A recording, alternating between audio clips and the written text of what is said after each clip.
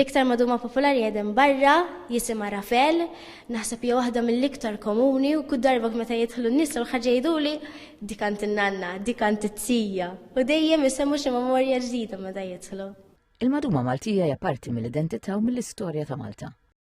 Illum qed terġa' ssib posta f'residenzi moderni u f'ġenerazzjoni ġdida li qed tapprezza snajja Maltija. TVM News tkellem ma' Rebecca Lija li l-familja tagħha tmexxi negozju żgħir li fost oħrajn jiffoka fuq id-disinji tradizzjonali tal-maduma Maltija.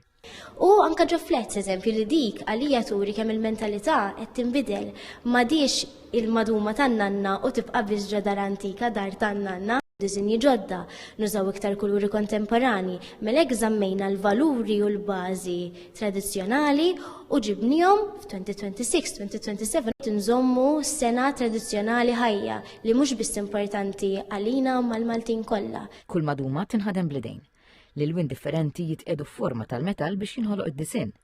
Wara jiżdiedu s-saffi l-oħra tas-siment u r-ramel qabel mal-maduma tiġi pressata b'saħħa kbira u titħalla toqgħod. Din is-sena ġibdet ukoll interess tal-barranin. Dan l-aħħar, l-attur ta' fama internazzjonali Richard E. Grant żar Malta bħala parti mis-series tiegħu Richard E. Grant's Very Modern Odyssey.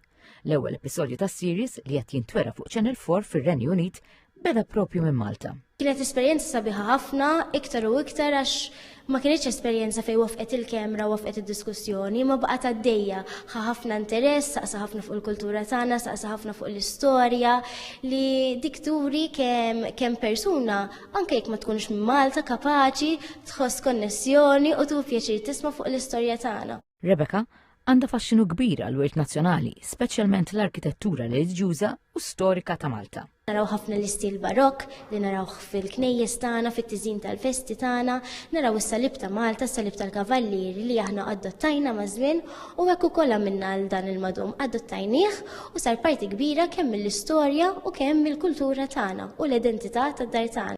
Fi kliem Rebecca, il-maduma Maltija mhix biss parti mill-wirt nazzjonali iżda rabta ħajja bejn il-passat, il-preżent u l-futur tal-kultura Maltija. Jina nqisni l-laki ħafna li trabbejt f'din is-sena u nħoss bħala dmir li aħna naqsmu ma' ħaddieħor.